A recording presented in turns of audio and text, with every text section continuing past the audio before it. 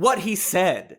You can look it up. The context very clearly being that Trump heard about how it's possible to use UV light to internally treat coronavirus, and then heard that disinfectants like bleach also kill viruses, and then wondered aloud if you could also inject disinfectant the way you could inject the UV light.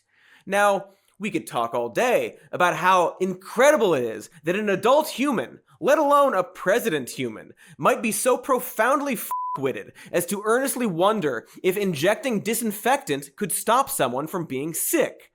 Which some experts believe might be wrong, maybe. Good God. Good freaking God, New York Times. You are embarrassing. Failing New York Times. So, yeah, we could talk about how it was both depressing and shocking, but also not at all surprising to hear. And then back to depressing again when you realize that it really was not that surprising after all. But we know all that. You know, we're past all the gloom and the grim reality that the country is being led by the human equivalent of a racist dish sponge. And this video isn't actually about that. What I do want to talk about is what happened next. A beautiful window of time that, when you step outside of yourself, was honestly quite funny. Not like joke funny, but maybe the dark, absurd funny you'd get from watching a bear maul and devour a ska band. You know, burps out one of their little plaid hats. Because if you remember, and you do remember, the president later clarified his statement, saying this. No, I was asking a question sarcastically to reporters like you, just to see what would happen. But I was asking a very sarcastic question to the reporters in the room about disinfectant on the inside. But it does kill it, and it would kill it on the hands, and that would make things much better. That was done in the form of a sarcastic question to the reporters. Ah! So he was being sarcastic by asking if you could inject disinfectant, but also wanted to say that it does kill it on the hands, and that would make things much better? Like, it's weird that he added that as if he's just learning what disinfectant does. But okay, I guess the president, during a pandemic, wanted to crack a few dry zingers during a press conference on how to treat the virus. Like a real Jim from The Office, you know? Clearly, what we need right now from president of country. But also, very clear that he was being earnest and then tried to backtrack. But whatever, Daria, cool joke. Did you sarcastically rage quit your briefings after this too? Because everyone knows that when you take your ball and then go home with your ball, well, that means you're the cool, totally not mad winner of the ball. So this second "I was being sarcastic to freak the normies out" comment happened on April 24th during a signing ceremony at noon. Now, his initial totally sarcastic and not clearly earnest comments about injecting disinfectant into human beings' bloodstreams happened the day before at around 5 p.m. You know how he gets jokey when he's tired? But what that created was an amazing 19 or 20 hour window of time. Time that we will never get to experience again, or will, you know, when something like this happens on the day we release this video, when Trump supporters and online conservative grifters had to figure out a way to justify why the president would suggest injecting disinfectant that wasn't just because he's a cascading garbage fire. In this amazing span of time, we got a front row ticket to the Cirque du Soleil of mental gymnastics. Just a real parade of clowns twisting logic like they were balloon animals.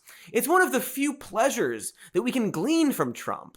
The fact that he is so overtly bad in everything he says and does that the act of pretending otherwise regularly exposes frauds who might have been accidentally respected under different circumstances. He's a real magnifying glass for blatant self-denial. For both sides, actually, and we'll certainly get to that. But first, the juice you love. The love juice. The folks who positively lost their minds to defend the president, usually in one of three very smart ways, which was to either, 1, pick apart the semantics of what Trump said versus what critics said, 2, to focus entirely on the wrong part of Trump's comments, or 3, just create an elaborate new narrative behind Trump's words, like he was a pet goldfish they're desperately anthropomorphizing.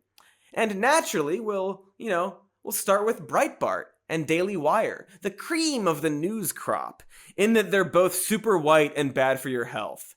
Both of these sites argued that, no, dummies, here's a fact check for you. Trump didn't literally instruct Americans to drink bleach or inject disinfectant, like a couple people said on Twitter. He just wondered if maybe perhaps medical doctors look into his idea to inject Americans with disinfectant after someone specifically talked about bleach. But it technically isn't the same thing as the president instructing Americans to inject bleach. Haha, we won the word battle.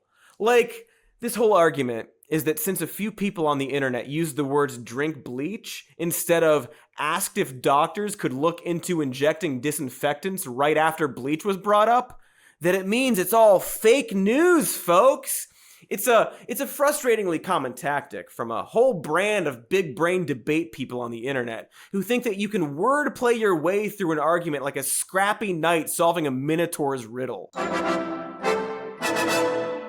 Here's Rush Limbaugh, incidentally the Daily Wire's founder's childhood hero, going a step further and saying, no, you idiots, Trump didn't tell people to drink Drano or Lysol. And, yeah, Rush, I guess you're right. He's specifically talking about how Nancy Pelosi used the term Lysol to mock Trump. To mock him, as in a joke about his comments, as a mock.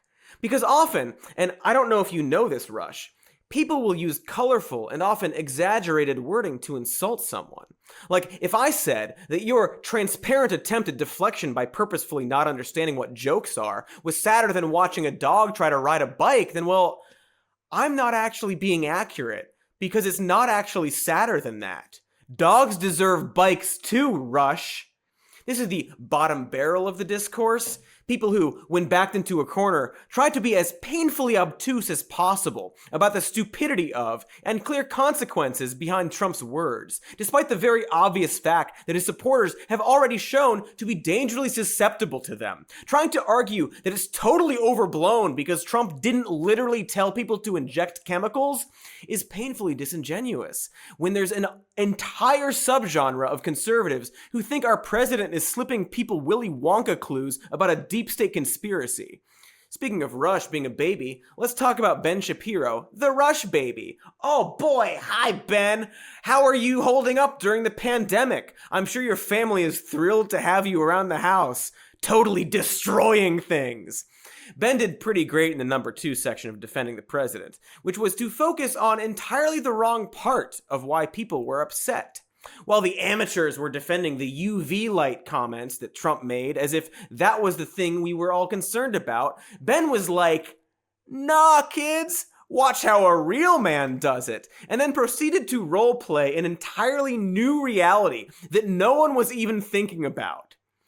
He sure Narnia'd us, that Ben, by tweeting that while the president sure did wonder about injecting chemicals, it's not like he's going to make that policy or anything.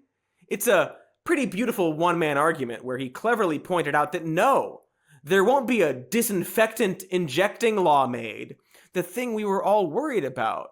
You remember all those tweets from people saying, wow, I can't believe it, Trump is going to make this policy. And Democrats freaked out, and we're all like, we will block this new bleach drinking law the president clearly said he was going to do. And then Ben was coolly like, you triggered, you libs?